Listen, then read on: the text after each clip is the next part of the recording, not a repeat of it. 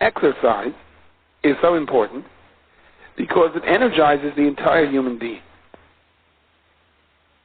Even when a person does his exercise and his movements with the external parts of his body, so it energizes his circulation, his blood flows freer, and all of the blood in the body has to make its way to the heart and back out to the external parts of the body. And therefore, the more movement and the more things are active, then the better the circulation, the better the heart pumps, and so on. But the bottom line is that all of the body has to have a shaykhus with the heart, and the more exercise a person does, even with the external parts of his body, so the more the overall circulation is increased, and the stronger the heart becomes. Now, I'm sure there are much more scientific and more professional ways to explain that, but that's the general idea. But there's a certain sense of needing each other. The external parts of the body need the heart, and the heart in turn needs the external parts of the body. And the same is true for the nefesh haruchni. When the heart is clean from hirurim royim, and the more yiras Hashem and ahavas Hashem the heart has, and the more it circulates this feeling to the rest of the body. And this is explained by the Sefer Charedim. Just like the heart pumps blood to the entire body, the ruchniistic heart pumps blood to the entire body. And the kuma shleim of the body is all of the mitzvahs. The taryag mitzvahs of a person each correspond to a different limb, to a different aver in the person. As we have mentioned, the Arizal, many bring it, the Chidah brings it, Kama Pa'amim, that if someone didn't feel well, the Arizal could feel his pulse and tell him, pidyon petach hamar is the problem with you. Check your mezuzah. There may be a problem with shatnez. And the Charedim explains why this is so. If every aver in the body is a different mitzvah, and if there's a problem with one of the avarim, so there's a poison being circulated throughout the entire body, and the whole heart feels it. Or there's a lack of exercise from one of the limbs, the person never ever moves his foot. So the whole circulation of the body is threatened. All sorts of diseases, chas v'shalom, could step in if the person isn't active at all. And the Mela, in the nefesh haruchni, if one of the mitzvahs is completely dormant, and of course there are many mitzvahs we can't be mekayim, but apparently there are mitzvahs that should be fulfilled, or mitzvahs that he could learn about. Whatever the case may be, he's ignoring one of the mitzvahs that pertains to him. So as a result, there's a circulation problem. The heart is not pumping there. And an expert could feel that even in the heart. It's the same cycle in ruchnius as it is in gashmius. The stronger the heart, the better the circulation, the more cheshek he has to fulfill the mitzvahs, and in turn it works the other way around as well. The physical application of the mitzvah is the ruchniistic exercise that energizes the heart. In a communal sense, in the sense of the tzibur, and of the Yarinachal, that is the point of the Mishkan, or the Beis HaMikdash. The Zohar Kodesh says that the Mishkan was the heart of the world. So when you have all the members of Klal Yisrael donating to the Mishkan, and you see that our Parsha begins with the union of trumah, and indeed the Parsha of the Mishkan is called Parshas Trumah, which refers to the donation, because that's the whole point of the Mishkan. The Rebbeinu Shem doesn't need a house to dwell in. But the Rebbeinu Shalom does want to create a ruchniistic heart for all of Klal Yisrael. And we are the limbs and we are the veins. And now you have the exercise program. The more Yidden donated with enthusiasm to the Beis HaMikdash, so you have all the Evarim, all the limbs exercising, working in harmony, the greater the circulation that is driven toward the heart, and in turn, the Mishkan itself, acting as the heart for Klal Yisrael, is energized to a greater degree to be mashpia, emunah, and all sorts of ruchniistic brachos to its participants, to the rest of its body. Apirian Asulay Hamelach Shloimai, Me'atzei Halavane, from the cedars of Lebanon. Amudavas the Kesev, its pillars of silver, Refidasei Zav, Merkavei Argaman. The Al-Shach HaKadosh says, as quoted by the Yarinachal, this is all like with a question mark at the end. This is what a Kadosh Baruch Hu needs. The Kadosh Baruch Hu needs the cedars of Lebanon, silver pillars, Refidasei Zav, Merkavei Argaman. And the answer is, the purpose, Toichai, is Ratzif Ahava Mibenaisi Yerushalayim. B'nais Yerushalayim refers to Knesset Yisrael as a whole. The Mishkan afforded Klal Yisrael the opportunity of everyone directing their energy to one central point, and as a result, HaKadosh Baruch Hu was mashra his Shechina into this heart, into the central point called the Mishkan, which in turn is mashpia, Amunah, and Ruchnius to all of the people. And when the people continued to come to the Mishkan or to the Beis HaMikdash to be Makar Karbanos, and subsequently to be Oil Regel, to Yerushalayim, that was their Ruchniistic exercise. That was the binding of all of Klal Yisrael. So even people all the way at the end, at the most external parts, had to be moved by a heart that had been energized. And of course, as the Avinachol, Chas Shalom, it works the other way around as well. When a person is over in a Zera with a single limb, there is a Sitra Acher, there is a Trumah on that Aver, and being that it's part of the body, that goes into his system. And in turn affects the heart, the Ruchniistic heart. And if the heart is pumping out the wrong kind of blood, then his whole body is affected by this ruchniistic pollution or poison that has now overwhelmed him. In other words, there's no such thing as an isolated act. The proper mitzvah makes you a whole better person, your whole system works better, and chas v'lahaska, the same is true for an avera. And the words of the Yavinachal are, V'asr l'shchayach zayis, it is asr to forget this b'chol rega at any moment. L'ke'inyin shavisi Hashem l'negdi sam. Now, of course, the longer you don't exercise a specific limb, the harder it is to exercise it when you want to get into shape. And just like the physical blood has to make its way to the heart, and if there is blood in any part of the body that doesn't make its way to the heart, there is going to be a major problem. The refuah must be applied immediately. If a person doesn't learn for a while when he has an opportunity to learn, if a person doesn't fulfill the mitzvah of tzedakah when he has an opportunity to do so, so it's harder to do it afterwards. Im tazvenu yain, if you forsake me for one day, yamayim tazek. I will forsake you for 2 days. You can get out of shape in Ruchnius. That doesn't mean you can't get back into shape, but it takes time and it takes hard work and patience. Thus our pasuk tells us, Daber el b'nei Yisrael v'yichulu trumah, says the Avinach. That means memoinam linedava. That's the trumah haklolis, the tzibur.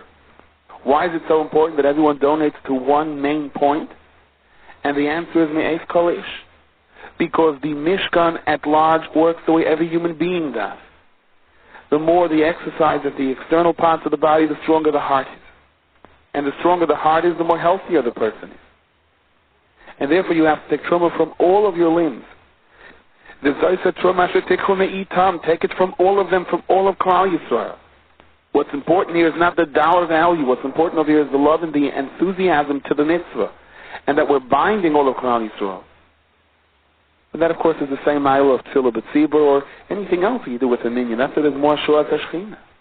When you have many Yidden working on one project, one chesed project, one shear, there's a lot more blood blushing into a much more stronger heart. Except that in the Mishkan, the situation is that the Rebbeinu Hashem says, I will create this heart if you give me a body, if you give me people that are willing to join together in a project for a mitzvah. Klal Yisrael, get together, there's enough to do. Join together. Donate. Let everyone donate what he can. Whether it's funds, whether it's time, whether it's money, whether it's talent. Do something for the Rebbeinu Shalom. And the Rebbeinu Shalom says, you've created a body, I will now inject a heart over here. And the wonderful cycle begins. The Osili Migdash and the Shechanti B'Saycham, I will dwell over there. Amongst all of Klal Yisrael.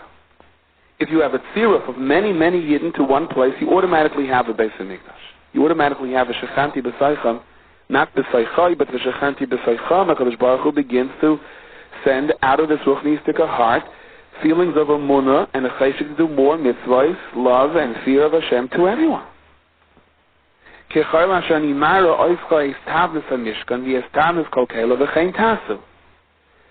Mishkan is the blueprint of the world, it is the blueprint of the human being. And therefore, HaKadosh Baruch Hu says to Moshe Rabbeinu, you have to make it exactly the way I show it, so that the heart is positioned in the right place, and that it functions indeed to do its job. And then the pasuk after concludes with the words V'chein tasu, and this is how you should do it. What's the extra V'chein tasu? According to the Avinachal, it's remember that this is not just the Mishkan. The This is true for every human being. The more cheshek he has to do a mitzvah, then in turn, the more mitzvahs he's going to do. And the Avi Nachal explains that this lesson of the heart, and how everything is connected to it, applies itself to three concepts: Olam, Shana, and Nefesh. The Beis HaMikdash, the Mishkan, is the heart of the world. Yom Kippur is the heart in time. There are certain days which are more critical. The more you apply yourself toward that day, whether it's Shabbos, whether it's Yom Kippur, in turn, the more it's mashpiyah throughout the entire week. And you have it also, the nefesh in person, and that's with regard to the tzaddik. The more a person is machniya himself to the tzaddik has a greater koyach to be mashpiyah on him and on the rest of Klal Yisrael. Now there are those that don't go out there to daven, to learn, to do chesed until their heart tells them to do it. In other words, they have to first feel inspired, they have to feel a cheshek, they have to be in the right mood. And then you have those that go out and do, whether or not they're in the mood, whether or not there are other things that are distracting them, and that in turn generates the heart. The right thing is for the limbs to do the mitzvahs even before the heart flares up, because Adarabah, that's the point of creation. The Rebbeinu Shalom said, I created the world, I gave you Klal Yisrael an opportunity to fulfill mitzvahs. You start first, you begin to fulfill those mitzvahs, even though you don't have a feeling for it, even though you don't have a cheshek for it, even though you have so many other things that are distracting you. And then you'll see when you do it long enough, your heart will wake up and start pumping extra portions of ahava and yira and love and cheshek for you to do more mitzvahs. That's really the right way. And therefore Moshe Rabbeinu gave the order to B'Tzalel, explains the Avi Nachal, Kalim first make the utensils, and then the Mishkan. But B'Tzalel argued, no, it has to be the other way around. It won't work. You have to give Klal Yisrael first the cheshek. It has to be the Mishkan first the heart, and then the limbs. I know the right way is first the limbs and then the heart. But B'Tzalel said, Moshe Rabbeinu, you're talking for your Madrega. I'm talking for the Madrega of Klal Yisrael. We have to concern ourselves for them. You have to give them a cheshek first. Some type of a feeling. Now, we know there is a difference between the Nevuah of Moshe Rabbeinu and the Nevuah of all the other Nevi'im. Moshe Rabbeinu's Nevuah came through HaKadosh Baruch Hu lifting Moshe Rabbeinu up to Shemayim to see it as is. By other Nevi'im was the other way around. They weren't at the Madrega to be lifted up to see it as is. Therefore, the Nevuah came down to them. But once the Nevuah comes down to this world, it has to assume a lower form. It can't be as clear as it actually is, in order that the Makabel should be able to Makabel it. If not, he would not be able to survive it.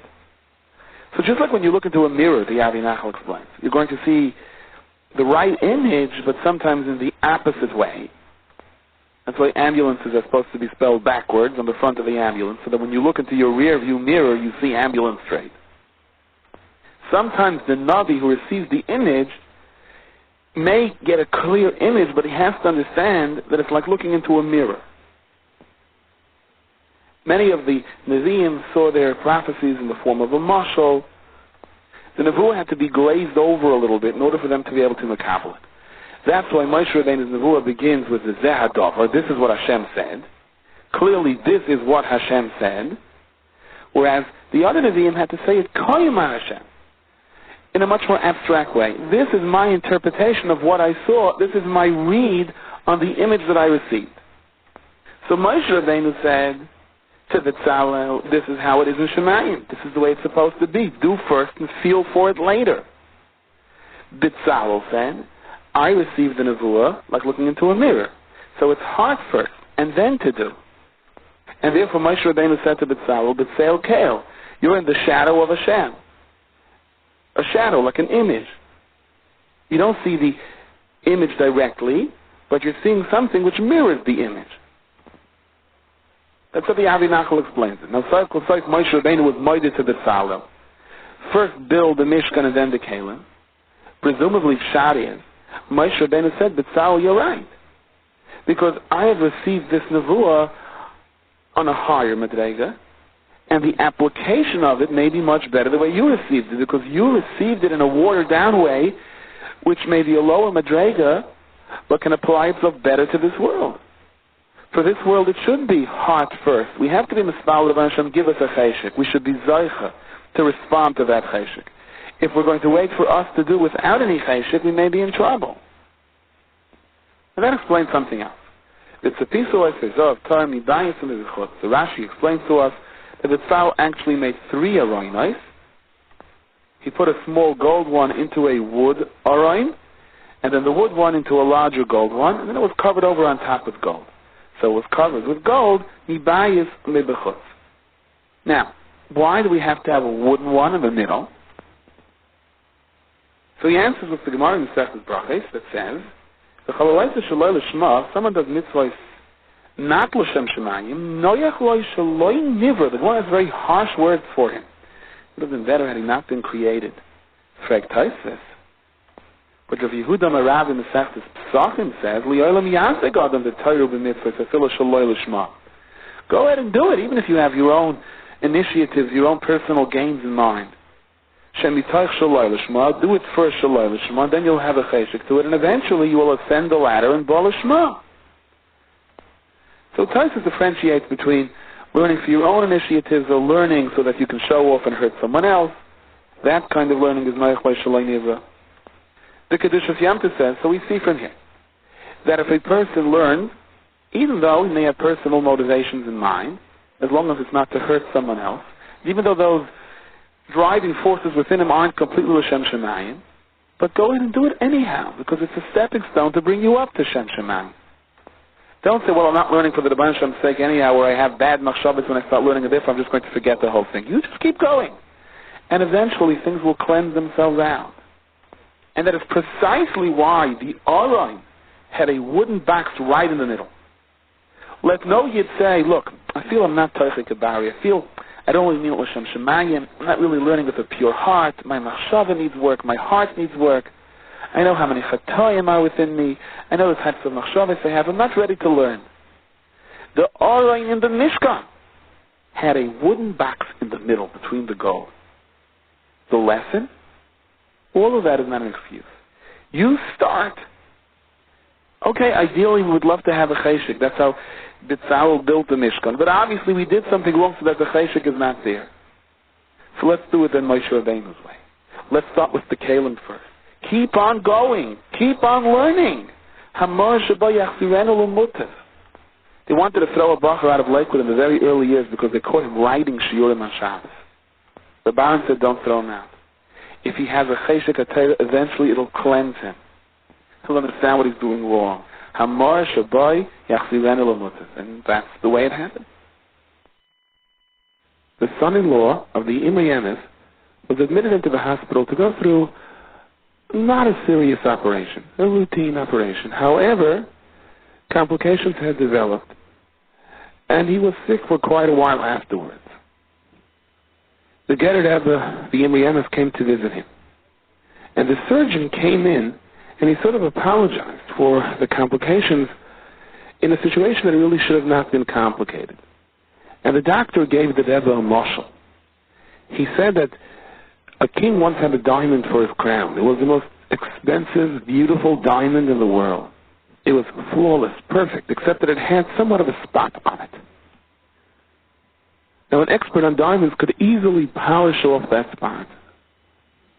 The problem was they couldn't get an expert that was willing to do it. Everyone who would pick up this diamond, realizing this was the most expensive diamond in the world, would begin to tremble. Their hands would shake, and they were frightened. What if I chip it by mistake? What if I drop it by mistake? No one wanted to touch it. It was too much of a responsibility. And the king was furious. He says, because I have such a beautiful diamond, I can't get anyone to clean it. So finally, someone had a solution. They said, let's go to a small town. Let's get a simple diamond polisher who doesn't know much about diamonds. And he'll polish it. He won't realize what kind of a diamond it is. He'll do it casually, and therefore he'll be able to do it. And that's what they did. And this simple diamond polisher in this small town who didn't really know all that much about diamonds, he did it with no problem whatsoever. And the doctor went on to say there actually was a story this way. A real story, not just a mashal, where the wife of King Napoleon had a difficult time giving birth. And none of the midwives wanted to take on the job. out of fear that if it doesn't work, they're going to be punished. They were frightened of King Napoleon.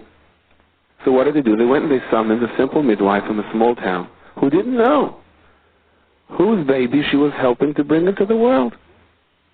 And as a result, she did a fine job. So the doctor said, you should know that this is a very simple operation, and I've done it many, many times, and I've never had any problems. But when I realized right beforehand, this was the son-in-law of the great rabbi, that's the reason that I guess I sort of trembled a little bit. And as a result, I'm afraid your son-in-law is suffering some complications, albeit not life-threatening, and he's going to overcome it.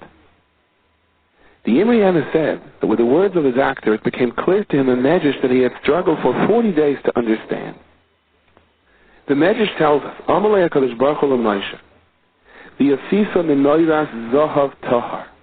Amalei Moshe, so Moshe said, Ketzad nasa isa, how should I make the menorah? And the Kadosh Baruch Hu showed it to him. The apple became iskasha Moshe. Until the Kadosh Baruch Hu took him a day of fire, the Herele Asiyos, and the Kadosh Baruch Hu showed him how it's done. The apple became iskasha Moshe. Moshe still had difficulties. Amalei HaKadosh Baruch Hu, so Kadosh Baruch Hu said to Moshe, Lech etzel B'tzalel, go to B'tzalel, v'hu yasa isa, and he'll make the menorah. The Amalei B'tzalel, so Moshe then instructed B'tzalel to make the menorah, and the Yada saw he did it right away, no problem. How could it be Moshe Rabbeinu couldn't do it and B'tzalel knew how to do it? And for the Imrianes, this story sort of clarified things for him. Despite the fact Chazal tell us that Yideya Haisa B'tzalel Oisiya Shebehem Nivru Shemayim V'Yoretz, that B'tzalel knew the very essence of the world, he understood the true meaning of Istakel B'Yaraisa Yibara Alma HaKadosh Baruch Hu created the world with the Oisiya Satira. And in his Maisa HaMishkan, he was able to be Mechavein to the Yidei Migdash Maila to all of the Soides of B'Yas U'Olam. But in comparison to Moshe Rabbeinu's experience in Shemayim of Ashras HaShechina, so relatively speaking, what B'tzalel knew paled to what Moshe Rabbeinu had experienced. Moshe Rabbeinu, when it came to making the menorah, trembled so much. This was the Chachmas HaTorah. This was the blueprint of the world. Moshe Rabbeinu couldn't do it. And as much as Moshe Rabbeinu knew exactly what to do and how to do it, he couldn't do it. The responsibility was just so awesome. So HaKadosh Baruch Hu said to him, go to B'tzalel. Because again, relative to Moshe Rabbeinu, B'tzalel would be the simple person in the marshal. And B'tzalel was not able to do it. And the Emes of Baal Tanya explains that this is the reason we, mortals, we human beings, have access to fulfill mitzvahs in a way that Malachim and Srafim can't. In this regard, ignorance is bliss. Because we live in such hastara, because we have so little knowledge in what it really means to be in the presence of the Shekhinah, therefore we can be as bold as to learn Torah and to stand Shmoneh Esrei and daven before him, something that a malach does maybe once in a lifetime. Now, B'yenes, Rashi's version is a little bit different than the Medrash we just quoted. The Yasisa Menorah Zav Tar Miksha Teyasa HaMenorah. Teyasa HaMenorah means the menorah was made by itself as opposed to it having been made. Zak Rashi Lefisha Yemoshe Miskasha Ba, because Moshe, again, we see had difficulties in understanding or actually creating the menorah. Amalei HaKadosh Baruch Hu, so HaKadosh Baruch Hu said, just take the block of gold and throw it into the fire, and it'll be made on its own. So again, the obvious shaila, if the menorah ultimately had to be made on its own, so why did HaKadosh Baruch Hu instruct Moshe Rabbeinu to start with to be able to do it? And why did HaKadosh Baruch Hu have to show Moshe Rabbeinu visually what the menorah looks like? HaKadosh Baruch Hu knew Sefer Sefer would have to be made, but the Moshe Rabbeinu would not be able to do it. So what was the point of the instruction? Zakta Sras Emes, the lesson over here is simple. HaKadosh Baruch Hu was teaching Moshe Rabbeinu in regard to all Ma'aseh HaMitzvos and Bifrat Limud HaTorah. You on your own, Klal Yisrael on their own, can't do it. Ilamali HaKadosh Baruch Hu Oizemlai Eina Yacholai. The Yetzer Hara is so overwhelming, the difficulties are so great, they're almost insurmountable. And HaKadosh Baruch Hu knows we can't do it. We can't learn Torah properly. We can't truly understand. We can't commit ourselves to Torah the way we're supposed to. So why did HaKadosh Baruch Hu instruct us to do it? The answer is, HaKadosh Baruch Hu says, I'm willing to do it for you. I'm willing to carry you over, provided that you have proven that you have done whatever you, given your particular set of circumstances, can possibly do. At the point that you can no longer do it, HaKadosh Baruch Hu says, I'll do it myself. This is Pshat Le'alecha HaMalacha Ligmar. Z'aval L'tayim Sayinas. It's like the Sfasemis, this Medrash is crying to us. Never ever say, I'm not going to do it because I can't. No one can. The issue isn't whether you can or cannot. The issue is, have you tried your best? Because if you really did, then the HaKadosh Baruch Hu would carry you over from there on. The Sefer Torah Yoretz quotes a very powerful story which can be a great encouragement to us. Chaim Volozhin had a brother, Reb Zalman, who was a masmid to the full extent of the word. When he was a young lad, 14 years old, he was learning at a big base in Medrash in Vilna. And a person once came in, and he said, I want to tell you a nice pshat in a Mishnah in the Masechtas Demai. This person was not a very big Talmid Chacham, and he also had a speech problem. He couldn't pronounce shin. Every shin by him was a sin. So the way he said it was, I want to tell you a nice peiros in the Masechtas Demai. He meant to say a peirush, an explanation, but it came out peiros. Now, Demai means peiros that are purchased from one who was ignorant, from an Amoritz, and Chazal obligated that we take off certain maestros, out of concern that perhaps the Amoritz did not take off these maestros. So he goes and he tells him the pshat, which wasn't a very good pshat. And the man asks Reb Zalman, how did you like my explanation of Masechtas Demai? And the way he said it was, how did you like my peiros on Demai? He meant to say my peiros on Demai. So Reb Zalman, let's bear in mind he's only 14 years old now. He sort of laughed and said, I think that your peiros are Demai. In other words, I think your explanation is also Demai, worthy of an Amoritz, because it doesn't make it. Reb Zalman didn't think much about it till later on that night, and he said, why did I have to embarrass him for? I should have sat down with him and explained to him the real pshat of the Mishnah, and I definitely should have not made fun of the way he was talking. So 14-year-old Reb Zalman looked all over town to try to find this person and ask him Mechila, but he was nowhere to be found. This story bothered Reb Zalman to no end. He was already a grown man, maybe 3 decades later, and he still couldn't sleep at night because of what he said to that person. And he actually spent a good part of his life traveling from town to town, walking from one base medrash to the other, looking through the streets, trying to find this long-lost person, if only he can just meet him once to ask him Mechila.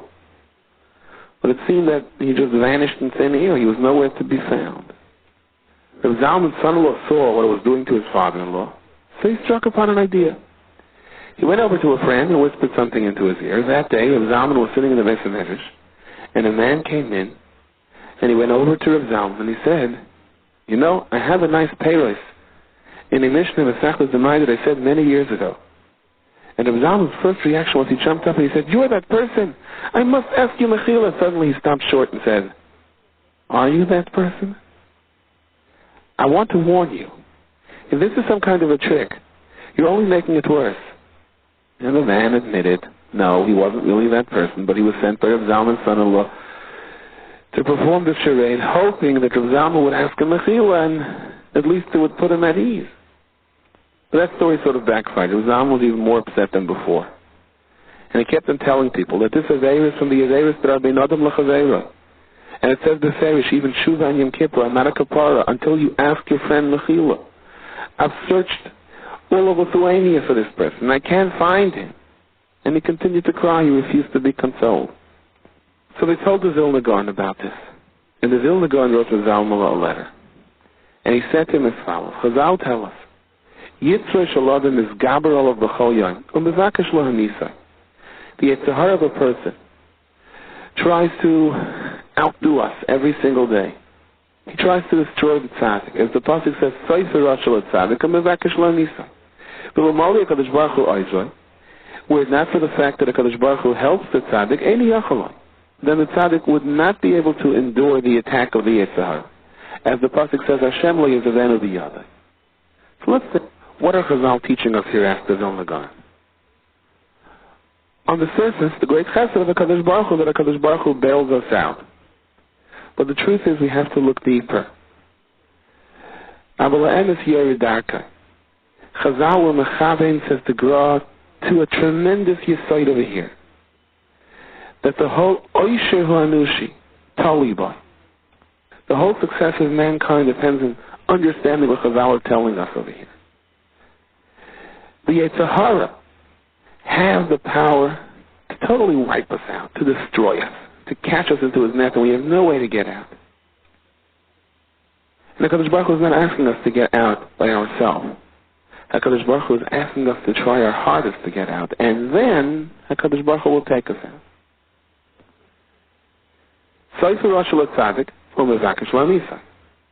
However,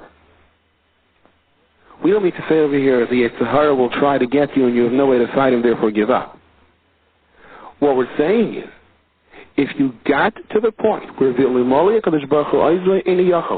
you got to the point where you really tried, you did whatever was within your power, you gave it your best shot, and at this point, the only way to continue on to HaKadosh Baruch Hu to help you, that's when we say Hashem lo yizvenu the other. But if you didn't try your hardest, so you're not going to get the special help yet. So it's going to seem to you that it's overwhelming. What's the point of even trying? Dr. Gra, der Chazal tell us, when it comes to Averis, Shavin Adam L'Chaveiro, unless you ask the person Mechila, then you don't have a Mechila, you don't have a Kapara, I can't change that. I can't change that fact. But what I could tell you is, being that you have done whatever is humanly possible to try to find that person and ask him Mechila, HaKadosh Baruch Hu knows that. And at this point, the HaKadosh Baruch Hu takes over, and the HaKadosh Baruch Hu says, I'll take care of it. But when I see you can't change the facts on the ground. In Adam L'Chaveiroi, no kapara helps until the person is Michael you. So the Chayvus of Bava says, as the Gra pointed out in the letter, when the HaKadosh Baruch Hu likes the ways of a person, even his enemies have a feeling to make peace with him. If you try your hardest, so this Yid, wherever he is, will have a machshav in his heart, I want to be Michael, anyone who hurt me. One Kriya Shema, he's going to say that to the Bnei Shalom before Kriya Shema, he's going to say to Bnei Shalom, I am Michael, anyone that ever hurt me. One Tefillah Zaka before Yom Kippur. That Yid is going to have a machshav. It doesn't bother me. I'm Michael you. You don't know that. You don't even know who he is. You can't even ask him. But you did whatever you could. That's the point. And there has to be a given time when you are willing to believe in what Chazal say. That at the point you do whatever you can humanly do, HaKadosh Baruch Hu does the rest. Bezadeh, that man was Michael you. And it was with this letter that Reb Zalman Volozhin was finally consoled. And along the same lines, some Sefer explains, V'yasuli migdash v'shachanti b'seicha. And let them make me a sanctuary, that I may dwell amongst them. And the pasuk goes on to say, according to all that I shall show you, what the Mishkan is supposed to look like. V'yestavnes kol kelav v'chein tasu, that's how you shall make it. Now the pasuk already began, the asili migdash, you should make the Beis HaMikdash according to these instructions. Why then repeat at the end, v'chein tasu, and this is how you should make it? Furthermore, how come the pasuk begins the asili migdash, and afterwards we refer to it as Eistavnes HaMishkan? So the Chum Sefer basically explains what we have been saying until now. HaKadosh Baruch Hu showed Moshe Rabbeinu the Mishkan on the mountain, the Mishkan as it appears in heaven. The obvious question is, but that's in heaven. How can you make it down here on earth? How can anything physical possibly resemble something that has a tzuras elokim, something that is spiritual? And Moshe Rabbeinu's initial thought was, how can I do that? How can I possibly bring down that level of Kedusha? How can I simulate that down here in this lowly, gashmiistic world? And the HaKadosh Baruch Hu says, this is how you do it. V'yasu li migdash. If a person is Mekadeshat Belamata, if a person says, Rebbeinu Shalom, I want to be a Markava L'Shchina, I want to be your wagon. In other words, I want to do your will. I'm not sure how, I don't know when, where, but I really want to do what you want me to do. If you say that sincerely enough, automatically there's a hashras hashchina, there's the presence of the Rebbeinu Shalom. And once you bring down the presence of the Rebbeinu Shalom, then you can do anything, because the Kadosh Baruch Hu is doing it for you. So you decide, says the Rebbeinu Shalom, that you want me. Yasuli Migdash. And as a result, the Shachanti B'Saycha, in the hearts of every Yid, the Kadosh Baruch Hu can find himself. And the Neila, things that until now were impossible, the image of the Mishkan of Shemayim, the Chayin Tasu, you can do it. You couldn't do it until now, but now you can. And this is such a beautiful thought if we think about what this is really telling us. How many times in life are we plagued by self-doubt? I don't know what to do. I don't know what the right thing is. And the answer is, it's irrelevant. You make one decision. Rebbeinu Shalom, I want to do your bidding. I want to do what you want me to do. And as a result, you have fulfilled the Yasili Migdash. And once your heart becomes an area of Hashras Hashchina, so the Chayin Tasu, the things you thought you can never do become simple. HaKadosh Baruch Hu says the Medrash, Ad Masayeh Mesalach B'loi Bayis. How long do I have to go around without a house? Sheroishi Nimlato. For my head, the Kaviyachal HaKadosh Baruch Hu says, is full of dew, I am on the outside. Ella, rather, Asuli Migdash, make a Migdash for me. I shouldn't have to be on the outside. Ani Yeshayna, the Medrash says, V'libi air, while I sleep, but my heart is awake. The Sosefus explains that the Yiddish neshama by nature feels its creator. There's a direct hashpah from our roots that are Lamayla. The Avos, for example, were Mekayim Kol HaTorah Kolu without ever having been given the Torah. They had a natural feeling toward it. Their neshamas were so pure, it was just a natural thing. A baby, tiny baby cries. It doesn't stop crying until it gets its milk. It doesn't understand, perhaps, that it's hungry, but it understands that there is a deficiency, something is missing, and wants to be satisfied. The Avos, in their purest sense, felt there has to be a mezuzah on the door. There's something wrong with this house. There's no mezuzah on the door. They were not at peace until there was a mezuzah on the door. If their arm didn't have tefillin, if their head didn't have tefillin, they felt something was wrong. What's with my head? What's with my arm? As a result, they were Mekayim Kol HaTorah Kula, even the mitzvah of Erev Tavshilin, before the Torah was given. We, however, because we are not in our most purest form, and the chet is mekalkal, we don't have that natural feeling. However, HaKadosh Baruch Hu gave us the Torah and mitzvahs. The Torah and the mitzvahs turn us into kelim that could receive the kedusha. By the Avos, if they weren't wearing tefillin, they felt something is missing. We have to sort of do it the other way around. You have to put tefillin on us. We have to wear tefillin long enough to develop a feeling for it, a cheshik for it, and then we have that connection. Once the Yid has been taught to wear tefillin properly and you take the tefillin away from him, he will feel the deficiency. But he has to first be taught how to put on tefillin to start with. There's no natural appetite. And that is because of the chait. On the pasuk in Parshas Azinu, Am Novel V'Lechacha, the Targum Yonason says, Am a tipsha de Kibuli Araisa. You are a foolish people that you were makabel the Torah. Foolish because they were makabel the Torah? Father Nazach used to tell me from the Eshte Belzerov, the Moshe Rabbeinu meant to say to them, you should know, in all due respect to Nasa v'Nishma, the Avos were able to perceive the Torah even before the Torah was given. You have to come on to the Torah. In any event, before the Chet HaEgel, technically there was no need for a Mishkan. The Yeshua Hashchina was in the heart of every single Yid. The Yidden before the Chet HaEgel were very close to the Madreg of the Avos. After all, they had just experienced Kriyas Yamsef, they were eating the mon which constantly cleansed them. And then came the Chet HaEgel, and suddenly they felt distant from the Kadosh Baruch. The Mishkan and the Kelim were all utensils, were all sort of machines that would develop the Yiddish Nefesh, or rather redevelop the Yiddish Nefesh, brace it, adjust it, bring it back to its original form where it once again can perceive and feel the Yeshua Hashchina. Ani Yeshayna, Bavali Bi'er, The person may be sleeping. Consciously, he doesn't feel the cheshik, but the libi his heart is alive.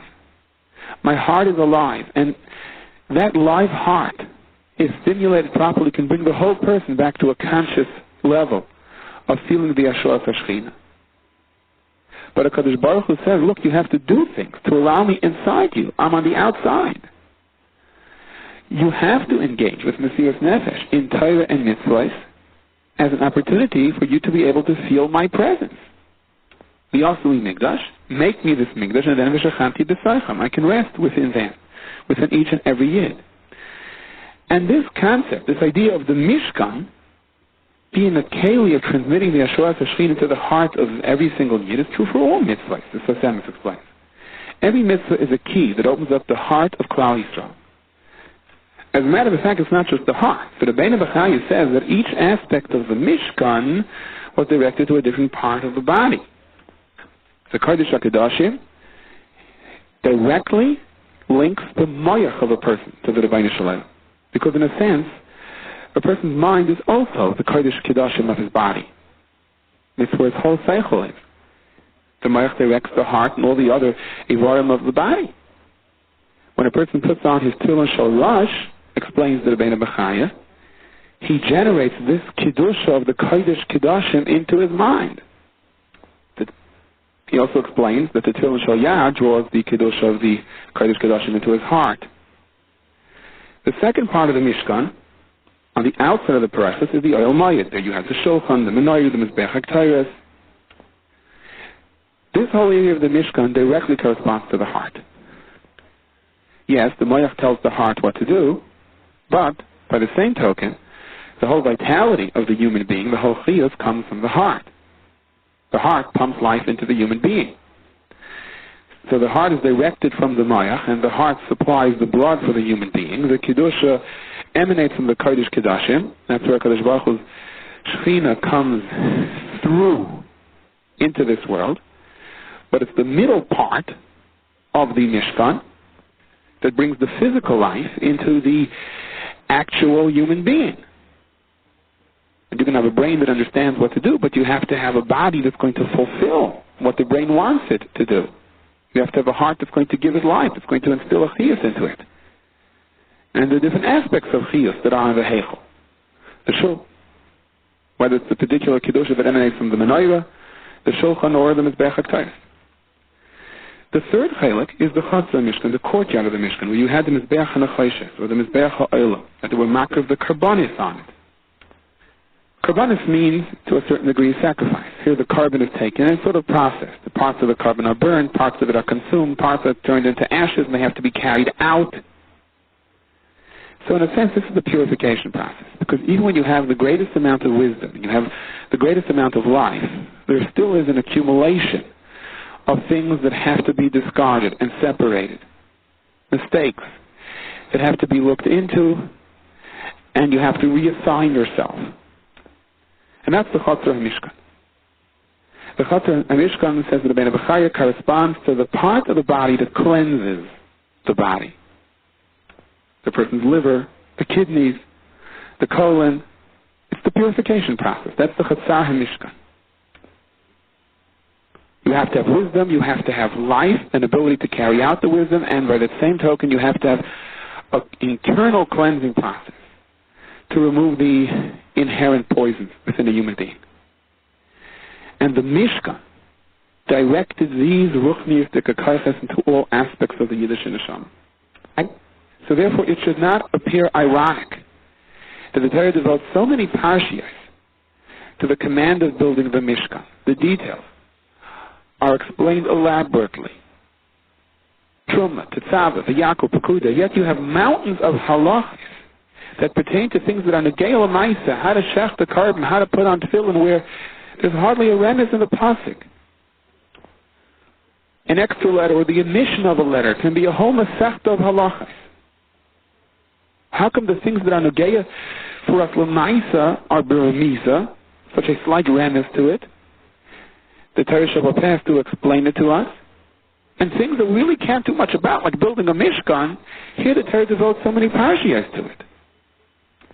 The answer is that the Mishkan was the first instrument that paved the way to be Masakin the Yiddish neshama, so that indeed all the other mitzvahs can leave their mark on the Yid. All the other mitzvahs generate their Kiddusha, prepare the Yiddish neshama the same way that the Mishkan does. The Mishkan is the basis for it. The Mishkan paves the way for it. Whether we physically have the Mishkan today or not is irrelevant. The Mishkan by nature, by design, was something temporary. It was just an oil, it was a tent. But the kavanos of the Mishkan, lechatchila, as they were built, were made so that Klal Yisrael becomes eternally connected to it and can continue to draw the Kedusha of mitzvahs. That's why it says B'Tzalel knew the letters that HaKadosh Baruch Hu created heaven and earth with. He didn't make a Mishkan to last just in the Midbar. He made a Mishkan that is going to establish a premise in the Midbar, a foundation for Yidden to feel the mitzvahs throughout the generations. So yes, the Torah devotes all these parshiyos to the Mishkan, and many, many mitzvahs just on a hair, because the mitzvahs are based on the Mishkan. Now the Sfas Emes explains that the Rebbeinu B'chai's Yesod of the three parts of the body, and how they each draw from a different aspect of the Mishkan. Indeed, this is echoed, this is shadowed in many mitzvahs. For example, take the mitzvah of Kriyas Shema. The first parsha of Shema, the Yehavtas Hashem Elokecha, doesn't directly tell us what to do. It just tells us that we love Hashem. That's our mind. Our seichel, our thought process is in the form of loving Hashem before we have any practical application of this. And that's the Tefillin Shel Rosh. We have established what our goal is in life, to become close to HaKadosh Baruch Hu, to be Mekayim the Ratzon of HaKadosh Baruch Hu, and we're willing to do this at great sacrifice. That is our mind, that is our directive. The second parasha already deals with mitzvahs. That is the Tefillin Shel Yad. Again, the heart, which represents the vitality of the person and gives life to all of the limbs of the person. That's the Kiyum HaMitzvahs B'Poyel. The second parasha is the Tefillin Shel Yad. Even though the Sfas Emes explains both parashiyos contain Tefillin Shel Rosh and Tefillin Shel Yad, we end both the first and second parashiyos with the Kshatim Oyaz Al Yedecha V'Hayel Zetavis Beinenecha. But the ikar of the first parasha is the Mayach. Naturally, there are parts of the heart that are directly linked to the Mayach. And then there are parts of the body that are directly linked to the heart, which draws its wisdom from the Mayach. But the ikar, the first parasha, is the Tefillin Shel Rosh, and the ikar, the second parasha, which is the vitality of life, the Kiyum HaMitzvah, it's not just the idea in our head, that's the Tefillin Shel Yad. And all of this is followed by the parasha of tzitzis. The tzitzis that we wear at the corner of our baguette, at the bottom of our clothes, which represents the lower part of the person's body, the cleansing process, the organs that cleanse the blood and clean the person. The Sfas Emes goes on to explain that the three sudas of Shabbos also are directed to Mayach, Leiv, and Kaved. Furthermore, the Sfas Emes, when a Yid yearns for the rebuilding of Yerushalayim and the Beis HaMikdash, that emotion alone, that anticipation for it, generates very strongly these respective juices that stimulate the person's mind, heart, and cleansing process to draw him closer to HaKadosh Baruch Hu. Now the Mishkan was made me'ef kol isha sheyidvenu libay, from every person who his heart yearned to donate to the Beis HaMikdash. Me'ef kol isha sheyidvenu libay, sagt the Sfas Emes. Kol ish means every person until Mashiach comes. Whoever has a feeling, whoever has a cheshek, whoever really cries, whoever really sheds a tear, please, Rabbeinu Shalom, build that Beis HaMikdash, bring us back to Yerushalayim. HaKadosh Baruch Hu has taken from his sacrifices in life, because HaKadosh Baruch Hu knows every person. And that somehow gets associated with the building of the Mishkan, which L'chatchila was made for eternity. Zal Darshan on the Pasuk, V'chein tasu, and this is how you should do it, L'doyers, that it goes on future generations. But the Sfas Emes, this is one of the meanings of future generations, that you should know. The more you want it, the more you have a shaykhis to it, like anything else. The craving for something creates a reality. Machshava tova HaKadosh Baruch Hu mitzarfa l'maisa. And there's a rather fascinating some cipher. Right after the pasuk says, Kol isha sheyidvenu libay tikchu es trumasi, the pasuk says, V'zoysa trumah shetikchu me'itam, and this is the trumah you should take from them. And then we have a list of the raw materials that begin with the zahav, Kesef and Nechoshes, gold, silver, and copper. Dr. Samsaifer, there are three kinds of people who give tzedakah. The most chashuv at tzedakah is when a person is not in trouble, everything is going just fine for him, he's healthy, but he gives tzedakah. That's Zahav. Zahav is Rashi Teva, is Zeh Hanoisein Bari, one who gives tzedakah when he's healthy. He's healthy, not a worry in the world, but he has an urge to give tzedakah. That's the purest form of tzedakah. The second level of tzedakah, it's still tzedakah, but it's not on the first level. That's kesef. Kesef is somebody who gives tzedakah and he does chesed when he's in a shata sakana, when he's worried about something and he wants this chus, which he deserves a lot of credit for. It's just a notch less than the first madrega. Kesef is Rashi Tevois Kishiyesh Sakana Pizer. When there is a sakana, then he begins to scatter his money for tzedakah. He opens up his wallet, which until now was very tight. Then you have another madrega of tzedakah, where a person lives out his whole life, and liacha pitirasi, after 120 years, he leaves in his will that he wants tzedakah also to enjoy from his estate. Indeed, a tremendous chutz for the neshama, a chutz beyond our imagination, but you cannot compare it to the first two levels of tzedakah. It's a notch below that. That's nechoshes. Nechoshes is Rashi Tevois, nesina choyla shemitzava tenu. But in the context of what we were saying beforehand, Zav, Kesef, and Nechoshes introduces the Nedavis to the Mishkan, because in a sense it represents the whole idea of the Mishkan. Saif Kol Saif to get us to come back to HaKadosh Baruch Hu. Saif Kol Saif, as much as a person wants to enjoy the leisures and temptations of life, it's going to pass. There's going to come a time in his life where they're going to become meaningless. And then he's going to seek out the Ruchnius and look for it. He has no choice. All other tithes in life are slowly becoming batal. So in a sense, we're putting the whole Mishkan into a certain context over here. The Mishkan is a vehicle that channels Emunah into our minds, into our hearts, and brings us closer to HaKadosh Baruch Hu. And will eventually, whether we like it or not, cleanse us from the tithes Olam Hazeh. And Saif Kol Saif, you're going to be forced to do it. And eventually, even when you're forced to do it, HaKadosh Baruch Hu will take us back in. Let's not underestimate the koyach of the mitzvah, even when a person looks for the mitzvah as a chus. But, isn't it easier for everyone if you look for that chus before you need this chus? In a sense, however, a person can work his way backwards. If what initiates him to do the tzedakah, Saif Kol Saif, is the fact that he's in a sakana, so fine, give the tzedakah. Because if you do it right, even then you develop a cheshek within yourself, that you want to give tzedakah even when the sakana isn't that imminent, and eventually you simply do it out of love. So you can start out as nechoshes, and it works its way back. It lifts you to the madrega of kesef, and eventually zav, which explains why the Medrash says zav is Avram Avinu, who was burnt in the furnace like we process gold. Yitzchak is kesef, silver, who was processed on the mizbeach, and Yaakov is copper. Why copper? Because Lavan said, Nichashti, Nechoshes, Nichashti v'yivacheni Hashem begulach. Now Yaakov is the B'chir Sheba'avos. He's called Nechoshes. The answer is, Schwab explained something along these lines. Yaakov Avinu had the most difficult life of all the Avos. He was in the most precarious and dangerous situations. And he taught us how to use tzedakah to work our way backwards. To use the source of mitzvahs with Mesiras Nefesh to survive during difficult times. So because Yaakov is the greatest of the Avos, he has to endure the most difficult of situations, and he is like the mother that jumps into the freezing water to save the child. Yaakov is the Sud of Shalashud, it says, connect Shabbos to the Chayil. So Yaakov is at the bottom of Nechoshes so that he can draw us out of Nechoshes to Kesef, and from Kesef to Zav, to the Madrega of Avram Avinu, who fulfills the mitzvahs out of a natural love and cheshek, something that every yid can eventually be zaycha to. B'tzalel was instructed to make 3 aronos, 3 boxes for the luchas eidos. 2 were to be made out of gold, and 1 was to be made out of wood.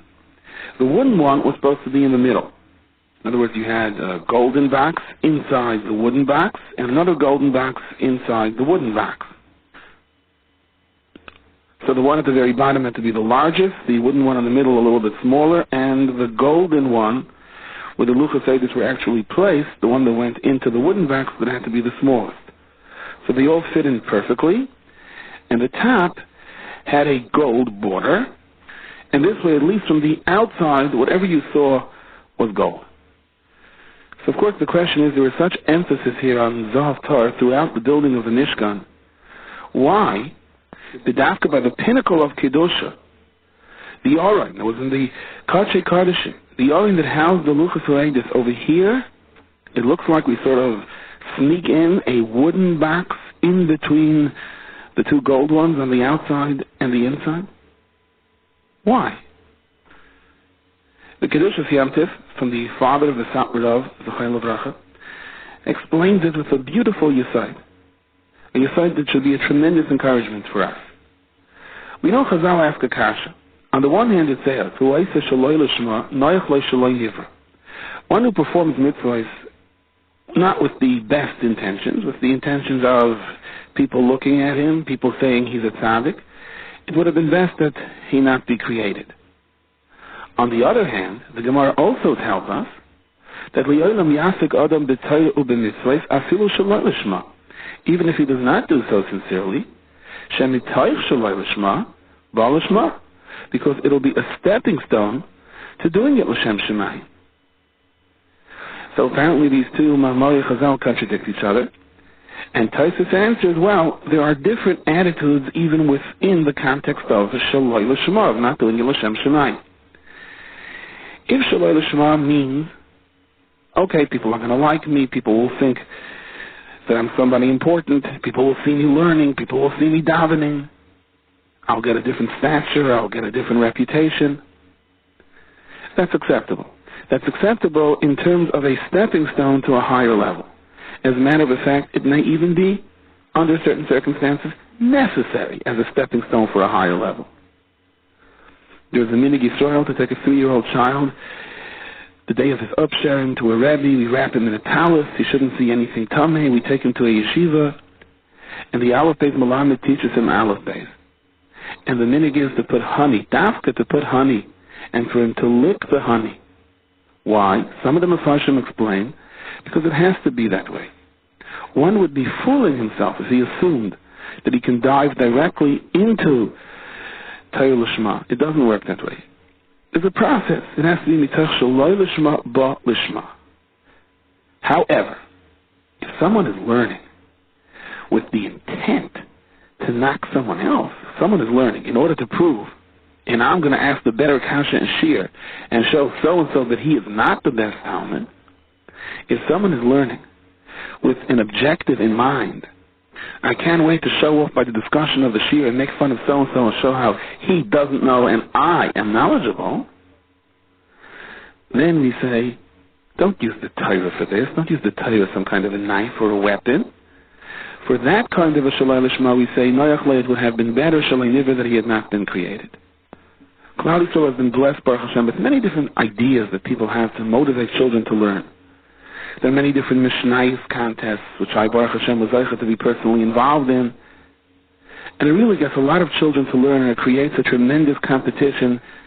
And Chazal say that this is a permissible competition, the one type of jealousy that is allowed, that is permitted, that we look at positively as Kina Seifrim.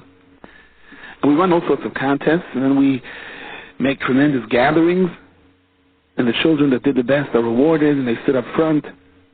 And the ones that really excel get prizes, and they get honor, and they get kavod. Now, somebody wants to ask the discipler, we have all of these contests up and running. We have so many children who are literally well-versed in Shisha Sigrei Mishnah at such a young age.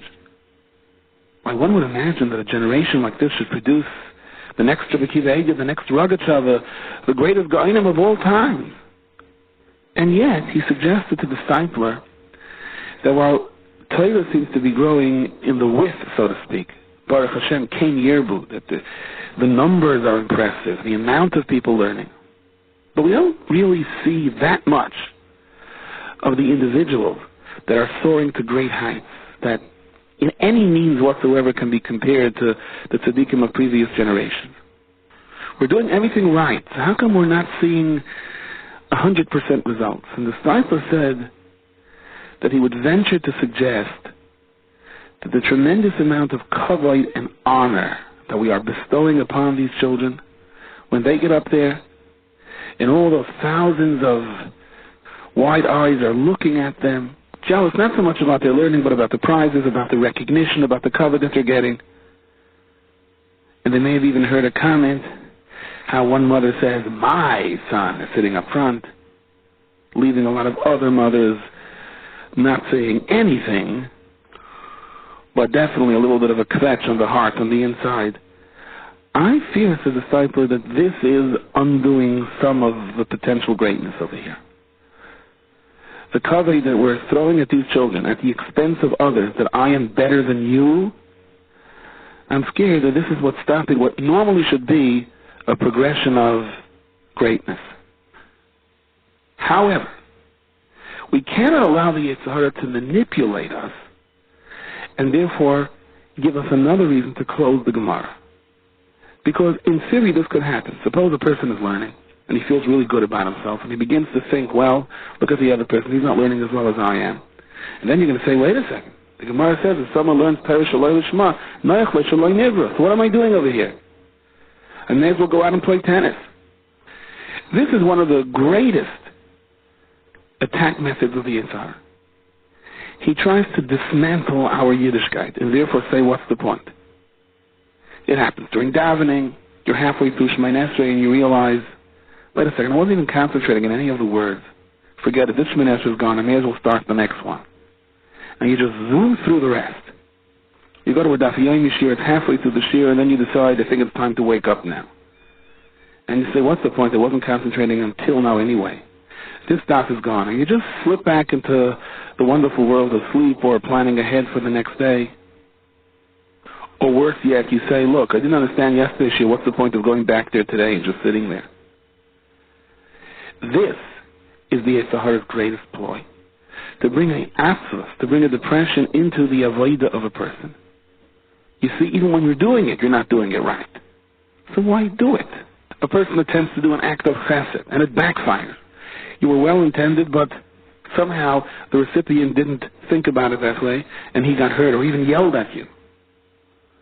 So what does the Yetzer Hara say? What are you trying to be Isaac and Tzedakah and chesed for? You're making it worse. Do other things with your life. Or worse comes to worse, in the middle of davening or in the middle of learning, a person has machshavos that are completely not appropriate, and he says, this is while I'm learning, imagine what my learning is worth. As a result of this, because this is the Yetzer Hara's greatest ploy to get us to stop, so therefore the Torah directs us to look at the Aron. The Luchas Ha'edus, the epitome of Kedusha, the Kodesh Kedashim. And the Torah Kedusha says, look at the instructions of the Aron. Gold on the outside, wood on the inside, gold again on the inside, and the top is covered with gold. Never say during your avodah to Hashem Yisbarach, well, I'm blowing it, what's the point? I may as well stop. It's useless anyhow. I'm doing more damage than I'm doing good. You've made a mistake. You've lost it. You weren't concentrating on a couple of brachas. You tried to do an act of chesed and it backfired. You sat down to learn and you were totally lost. You had no idea what was going on during this shir or during a couple of lines. No problem.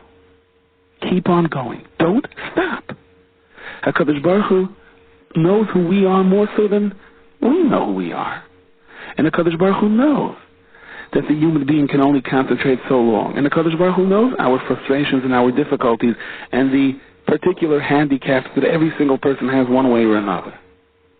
And the HaKadosh Baruch Hu knows that Ein Adam Oimid Al Davar Ela In Kein Yishul Batchila. No one gets anything right unless you first make a mistake.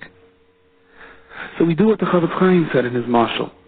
Chavetz Chaim said a mashal, imagine a person is walking carrying a basket of fruit. He trips and the fruit is rolling all over the street.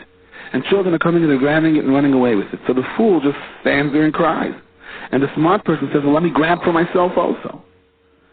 You try to do a mitzvah and you realize you're halfway through the mitzvah and you haven't done it yet. I gave everything up to go to a shir and I don't understand anyway. Okay. But I came to the shir and I'm trying. I'll try to pick it up from here. And the Rebbeinu Shem says, in the final analysis, I will consider this a complete Aron.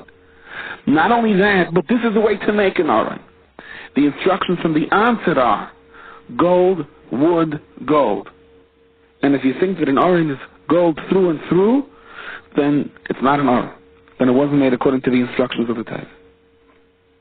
On the pasuk of Libayis umichutz titzapenu, you should cover it with gold from the inside and from the outside. So the Gemara discusses the issue of toichei kibarei, about a Talmud who is not sincere. You have to try to be sincere from the inside and the outside.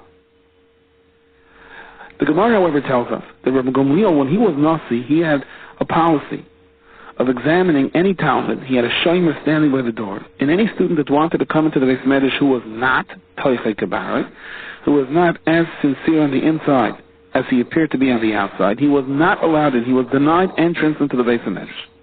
Then the Gemara tells us about a certain machlokes that took place. Rabbi Gamliel was at least temporarily removed from his position of being the Nasi, and a new policy was instituted. Anyone who wants to come in can come in. And Rabbi Gamliel looked around, and he saw Nisrabu Safslu in the Beis Medrash. There were benches all over the place. Suddenly, you had to expand. There were so many more people learning, and he felt bad. He had Chalishas Hadas. Why did he feel bad? Many asked this question. What did he see now that he couldn't have anticipated on his own? I mean, obviously, all along, he had his policy. He knew that if he opens the doors wide, it's going to fill up. There'll be many more people learning.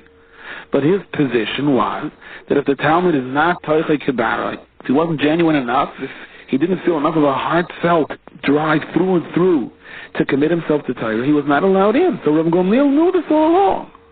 His position was rather a smaller crowd, but a better crowd. So why did he feel bad after he physically saw a lot of people in the Beis Medrash? What surprised him over here? What happened over here that he didn't know before? So there's a Velsvart that's said over in the name of many. Rabbi Gamliel's opinion was that if they're not toichei kibarei, they're better off outside. Don't allow them into the Beis Medrash. It'll ruin the learning. But now, where he saw that the policy changed and they were allowed in, he suddenly realized that when they were standing on the outside of the Beis Medrash, they were not sincere. But once they came in and they were in the right environment, after a while, all of these Talmidim that were not toichei kibarei on the outside were becoming very, very real on the inside. So his shita was rather fewer people, but better people. Now he sees by allowing in the people that weren't so good, they're becoming good. And that's why he had felt bad. That's why he had some chalishas hadas. They tried to be menachamim and hashamayim, whatever the case is. But again, this clearly spells our point, what the Kedushas Yom Tov is saying. Granted, Torah shaloi l'shema can be very dangerous. It can even be noyach loy shaloi never. And sometimes it can distort the very meaning of limud Torah.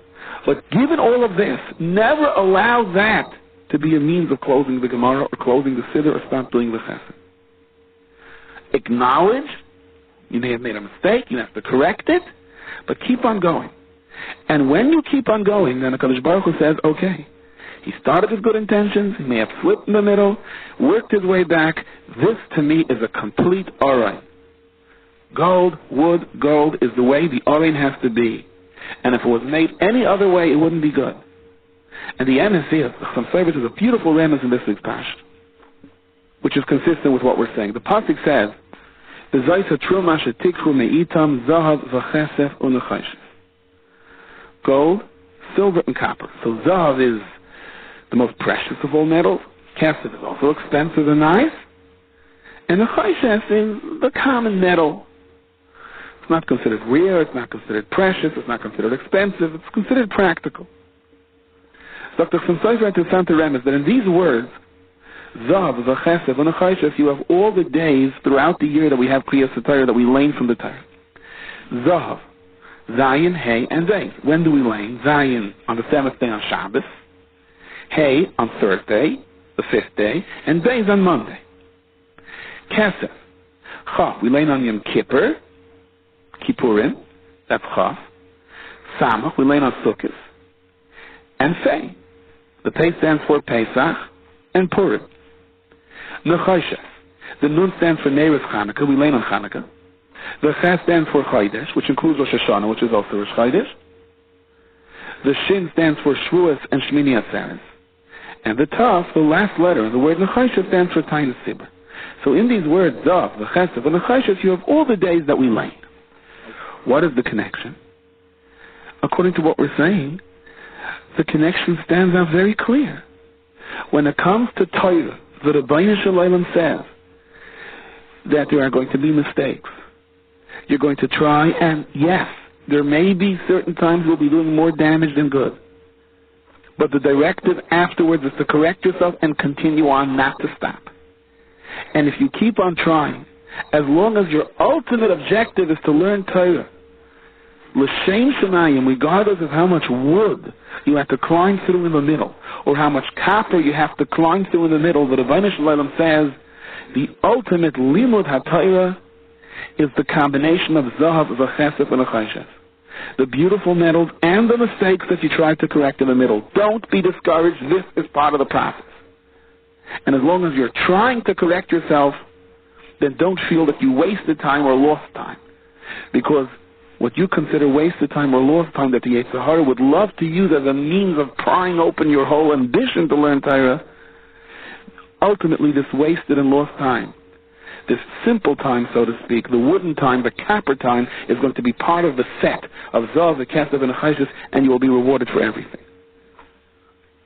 Chazal tells us in Kadosh Baruch Hu gave Moshe Rabbeinu the instructions of how to make the menorah. Moshe struggled with it. The details were so complex, so complicated, that he simply couldn't do it. At the end, the Kadosh Baruch Hu had to make the menorah. It was made on its own. Miraculously, it was made. But the question has to be asked, that HaKadosh Baruch Hu knew that it was too difficult for Moshe Rabbeinu, so why did HaKadosh Baruch Hu make Moshe Rabbeinu work so hard, and then eventually HaKadosh Baruch Hu had to do it for him anyway? Why couldn't HaKadosh Baruch Hu do it to start with then? And the answer is to teach us a lesson. The lesson, says the Sfas Emes, is that ultimately none of us can do exactly what HaKadosh Baruch Hu wants. But HaKadosh Baruch Hu is not asking us to do exactly what He wants. HaKadosh Baruch Hu is asking us to try to do what He wants. And if you try hard enough and you refuse to get discouraged, then the Rebbeinu Shalom says, I'll do it for you. Yagati u'mitzasi tamen. If you try hard enough, HaKadosh Baruch Hu says mitzasi, then you will simply find it. Your assignment is not to get discouraged. There is a Welsvart. The difference between a chacham and a tippish is when they hear a story, when someone is repeating a story to them that they once heard. The tippish, the fool, may know only a small part of the story, but he will be quick to comment, yeah, that story, and this happened, and that happened, like as if to say, you're going to tell me a chiddush, you're going to tell me something I don't know. It's the other way around. So the person who's telling the story obviously stops. Oh, you know it already. L'maisa, the fool doesn't know it. He only knows a little bit, and that's all he's going to remain knowing, a little bit. The chacham, on the other hand, may know the entire story already, but is willing to listen again. He doesn't have to let the person know that he already heard the story, because every time someone repeats the story, there may be another insight, there may be another detail, there may be another aspect of this that until now the chacham did not know. So the chacham who listens again knew the story from beforehand, and now knows it even better. The fool becomes more foolish, and the smart person becomes smarter. On top of the aron were two keruvim. What was the keruv? The Gemara tells us in the Masechta Sukkah, the face of a small child. In the Sefer Zichron Meir, Renei Rudman asks, why did HaKadosh Baruch Hu want the Dafka, a small child, to be in the holiest of holiest places? Why does that have to stand over here on top of the aron? The whole Torah is projected through the aron. The Yeshua Shechina came through the Kodesh HaKadoshim to Moshe Rabbeinu. So what kind of a lesson is this to Klal Yisrael, that in a sense they're hearing their Torah through a small child? Wouldn't you rather hear your Torah from someone who is smart, from a mature person? So he explains, the Torah is not giving the Torah through the Keruv. The Torah came from HaKadosh Baruch Hu to Moshe Rabbeinu, who explained it to Klal Yisrael. The Keruvim along the way was to suggest to Klal Yisrael not how to teach, but how to listen. We have to be willing to assume the mind and the tmimus of a small child. A small child that is curious, a small child that is out to learn, a small child that is out there fascinated by anything that he sees, by anything that he hears. A small child whose eyes light up the first time he hears a story or a new Dvar Torah. A small child who is willing to listen and learn. This is how HaKadosh Baruch Hu wants us to accept the Torah. Now you can be 98 years old, but you have to learn the Torah like a small child. Willing to listen. Willing to understand that there are still some things that even you don't know. It's interesting. If you look at the Baal HaTurim, on the pasuk Shnayim Keruvim, he says, Upneim ish elachid, and the two Keruvim faced each other. And his analogy is, K'mashnei chaverim shenoisin v'noisnin v'divrei Torah. Like two chavrusis that sit on opposite sides of the table, learning, listening to each other. Opposite sides, not necessarily that they're physically sitting on opposite sides of the table. But the two chavrusis are facing each other, meaning each one is willing to listen what the other has to say. He may debate, he may argue, but he's willing to listen and admit and understand what the other has to say. The Chaim Belazina says on the Mishnah in Pirkei Avos, Shnayim sheyoshvim v'yesh beinein divrei Torah, two people that sit and there is divrei Torah between them, Shechina shruya imoyim, the Shechina settles with them, the Shechina dwells within them. Shnayim sheyoshvim v'yesh beinein divrei Torah explains in Nefesh HaChaim, doesn't mean two people are sitting and each one is trying to say a chap or they're learning. That's not necessarily what does it. It's Shnayim sheyoshvim v'yesh beinehen divrei Torah. The divrei Torah is between them. The two chavrusis are sitting and each one is debating, maybe trying to prove a point, but also has an open ear to hear what his friend has to say. And will be the first to admit, I hear what you're saying, so this is pshat, now I understand it. In other words, the purpose of these two partners here in Torah is not for one to try to show that he is smarter than the other or knows more than the other. The purpose of this chavrusa is for each one to listen to the other one. Shnayim sheyoshvim v'yesh beinehen divrei Torah, and there is divrei Torah beinehen. There is an exchange of ideas, and each one respects what the other one has to say, and is committed to the other one. That's when you have a Shras HaShechina. And if you look weiter in the Mishnah quotes the pasuk that concludes Vayakshiv Hashem Vayishma, that the Rebbeinu Shalom hearkens to listen to Klal Yisrael. Now, this is Midah Keneged Midah, says the Nefesh HaChaim. There's a message here in this Mishnah. If you want HaKadosh Baruch Hu to listen to your tefillos, when you cry and you plead with HaKadosh Baruch Hu about something that is weighing down heavy on your heart, whether or not you are answered could very well be linked to your ability to listen to someone else. If by nature you have an open heart to listen to someone else, even if you think you're smarter than him, and to accept what someone else has to say,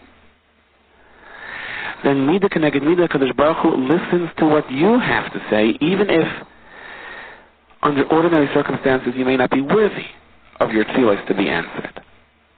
And that is the remez over here. This is how the Torah is sort of funneled to Klal Yisrael. The conduit for Torah, the filter for Torah, so to speak, as it comes through the Kruvim to Klal Yisrael, is for the Shnayim Kruvim Upneim Ish El Achiv to be set into place, which incidentally was only Ish El Achiv when Yisrael were Eising with Zayin Shel Makan, which coincides very well with what we're saying. When Klal Yisrael was Eising with Zayin Shel Makan, that meant they were listening to each other. As a result, the Kruvim were facing each other. As a result, the Kadosh Baruch Hu was listening to the tefillos of Klal Yisrael. Now again, on the word Keruvim, the Baal HaTurim quotes the Gemara Masechtas Megillah that says Kiravi, which means they were like a small child. And then he quotes the pasuk, not necessarily a gematria, which is usually his derech, just a pasuk. And so this is a little unique if you look in the Baal HaTurim. The Baal HaTurim usually quotes Mamorei Chazal, Grammar Rumas in the pasuk, Rashi Tevos, Soifei Tevos, gematrias, or Messiahs, this pasuk or this word appears several times throughout Tanakh. Here, on this word Kruvim, he just explains Kiravim like a small child, and then he quotes a pasuk, not necessarily a gematria, doesn't fit in with the Rashi Tevos, apparently not. He just associates a pasuk to this, and the pasuk that he quotes is a pasuk in Ishaya. Ki nar Yisrael v'yoyaveyu. In other words, if Klal Yisrael approaches Torah, if a Yid approaches life As a nar, I am a young child. I am willing to listen. I know I don't know everything. I may have my positions. I may be firm on certain things, but I have an open ear to hear what someone else has to say. That is the yesod of generating a hava between Klal Yisrael and HaKadosh Baruch Hu. And there's another aspect to this as well. If a small child says something foolish or does something foolish, so we try to correct him, we try to be mechanech him. But on the other hand, we understand that he's a small child and he's still growing and he'll understand and he'll learn and he'll mature. If a grown person who supposedly has already been trained and is supposed to be the expert makes a serious mistake, so we will be much less tolerant with this mistake. We will demand that he compensate us for it, or he may be the wrong person for that particular position. Why? Because if someone is in training and he's willing to learn, so fine. So he still has a lot to learn, but he's coming along. We have some tolerance for the difficulties that he experiences and the adjustments that are necessary until he matures. But if someone claims that he is already mature and he's making mistakes, so there's no hope of him correcting himself. And this is true in our relationship with the HaKadosh Baruch Hu as well. If we consider ourselves a child still learning, so Memela, the Kayach of Mechil is a lot greater because the HaKadosh Baruch Hu says, no, he still has so much more to learn. He's still learning. He'll get better. So he made a mistake. So he said the wrong thing. So he did the wrong thing. But he's learning. But if someone considers himself accomplished and I have nothing to learn anymore, there's no one that I ought to listen to because who's smarter than me, then there's no tolerance for his mistakes. On the basis of what? What do we have to look forward to? There's the famous story. Someone came to a Rav to ask about a shidduch. So he described to the Rav the various different milos and chesronos about that particular boy. And the Rav analyzed it, and one of the things he said, and the boy is also young. So the Rav said, no, that chasaron he'll grow out of. Don't take that into consideration. And the answer is, that's how HaKadosh Baruch Hu views us. If we consider ourselves young, so HaKadosh Baruch Hu says, okay, they will grow out of it. But if we consider ourselves firm in our ways, then we better make sure to be perfect because there's no tolerance for error. And you know and I know that no one is perfect. There was a famous Baldarshan once that came to B'Snei Shalim to Reb Reuven. And this person was known to be a genius of geniuses, a world-renowned expert in many fields of halacha. And he came and he gave a drasha to the yeshiva. And Reb Reuven was there, the Rosh Yeshiva and the Talmidim, and they debated, and they caught him on a mistake. So he was a little taken aback by this. First he began to deny that he was caught. Afterwards he had to admit. So Reb Reuven, the Rosh Yeshiva, told him, I want to tell you something. You are smarter than perhaps all of us together, but you don't have the advantage that we have. We have a chabura. We have a shir that debates, that learns, that listens, and as a result, because we're constantly listening to someone else criticizing what we have to say, we have to continuously rethink and rethink. We reach deep into our mind because we're forced to do so. And as smart as you are and as much as you know, but because you work independently, and you're never in a situation of give and take, so therefore you are apt to make mistakes. The Yalkut Shimoni quotes this pasuk, Ki nar Yisrael, because Klal Yisrael is nar, therefore there is love that is generated between them and their Creator. Moshe Rabbeinu spoke to Yeshua, says the Medrash, and Moshe Rabbeinu said to Yeshua, these people that I give over to you, they're so young, they're children. Don't be makbid on them. Don't be angry. Because the Kodesh Baruch Hu is also not makbid on them. And Moshe Rabbeinu quoted the pasuk to Yeshua, Ki nar Yisrael, v'yoyaveyu. In other words, the same idea. They're little children. They may make mistakes. They may act immature at times. But they consider themselves little children. They are willing to learn. Once they're willing to learn, then you have to be tolerant. And that's where Klal Yisrael stood by the Yam Suf. They rebelled. They were frightened in the crisis before they saw the Yeshua. And the Malachim at times, the Malachim are saying, Klal Yisrael is rebelling at Kadosh Baruch Hu and you don't respond to them? And the Kadosh Baruch Hu answers, says in Medrash, no, they're children. You're not makbid on children. A child doesn't come out born full of gook and dirt, what do we do with the child? We rinse it, we cleanse it, we hug it, and we warm the child. The same is true for Klal Yisrael. The pasuk says, I will rinse the blood off you. I will soak you in oil. I will dress you in the nicest clothes. And then the Medrash alludes to the fact that the Shir begins, Av Yashim Moshe. When they reached their point of spiritual elevation and they were Zeicha to the Geula, they turned to Moshe Rabbeinu and asked for direction. They began to sing when Moshe Rabbeinu began to sing. They began to sing when Moshe Rabbeinu taught them how to sing. So people that are willing to learn, you have to be tolerant with. That means they're children. So a child acts like a child. The Lekach Tov points out, throughout Shas, how do we refer to a scholar? We call him a Talmid Chacham, Talmidei Chachamim. Why don't we just say Chachamim? Why Talmidei Chachamim? The answer is because the real Chacham is someone who always considers himself a Talmid. Yes, you think, you listen, and you can have your own opinion and state it, and you can state it with a degree of certainty and argue your point. That is why he explains in a machlokes, in the debate, it doesn't say Talmidei Chachamim Oimrim, it says Chachamim Oimrim. But if you want to give a picture of who they are, if you want to identify the essence of a real scholar the way the Torah understands the Chacham to be, he will always be a Talmid Chacham, whether he's a child in first grade or whether he's a 99-year-old Rosh Hashiva. He is referred to as a Talmid Chacham, as someone who is always willing to listen and willing to learn. Now don't get me wrong, although this is a Gemara that we don't understand, but perhaps there is a message over here that drives home our point in a most interesting way.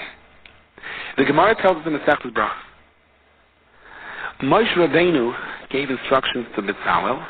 Moshe Rabbeinu told him, first make the Aron, the Kalim, and the Mishkan. And Bezalel said, first I should make the Kalim, and then the Mishkan. What am I to do with the Kalim?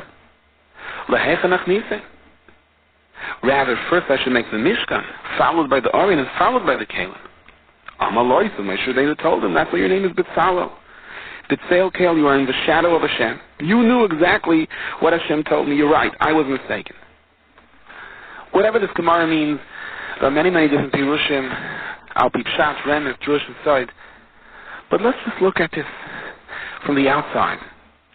You have over here Moshe Rabbeinu's instructions to Bezalel how to make the Aron, the epitome of Kiddusha, where Chazal tell us, as Rashi tells us so many times, the whole Koil of Hashem comes through the Kruvim. Over here, Moshe Rabbeinu should make a mistake and the Torah should tell us about it. The answer is, this is precisely why the Hashoras HaShechina comes to Moshe Rabbeinu. Because Moshe Rabbeinu admitted, Lifnei Kol Ha'am Ve'eda, to this Bezalel, who, by the way, Chazal tell us was only 13 years old, you are right. I hear what you say. I mean, try to imagine. A king gives instructions to a 13-year-old child, and the 13-year-old child says, I think it should be the other way around. You sure you've gotten it straight? And the king stops and thinks and says, you're right. You're right. You understood this better than I did. Klal Yisrael saw the way Moshe Rabbeinu reacted to Bezalel's criticism, and Klal Yisrael understood how you're supposed to learn Torah. If Moshe Rabbeinu is willing to stop and think, did I get it straight? Let me hear. What did you say? You know something, you're right. The order, the way you suggest, is the proper order. This is the whole message of the Kruvim. This is the whole message of the Aron. To listen to what someone else has to say. Even not to assume a position that you are infallible, that you can't make a mistake. But to say, I hear. You may or may not agree, but you are listening to what someone else has to say. Chazal tell us, Shimshon halach acher einav, he went after his eyes, lefikach nakru pelishtim es einav. So the Pashup Shad is that he married the Pelishti woman, but we have no idea how great Shimshon was. Whatever he did with Mesiras Nefesh for Klal Yisrael. But Chazal found a tiny pagam over here. Shimshon halach acher einav. He did what he thought was right, and he was willing to give up his life for Klal Yisrael, and he did. but he should have consulted with others, with the Chachamim in his time, in regard to certain things that he did, to understand what his mission was. And that is the Taina Shimshon Holach Acher Einav. He went only after his own eyes. Lefikach Nakru Pelishtem Es Einav. The Pasuk says, Shura B'Roiv Yayetz, that salvation comes with counsel. Roiv Yayetz, that doesn't mean that you necessarily ask many people, then you can just get confused. But it wants her to teach that Roiv Yayetz means that the majority of yourself is willing to listen to what someone else has to counsel you. This shiur is distributed by Koladas, 11 Steichenet Street, Yerushalayim. For donations, please call 02-5383-999. Fax 02-538-0267. Postbox 57035.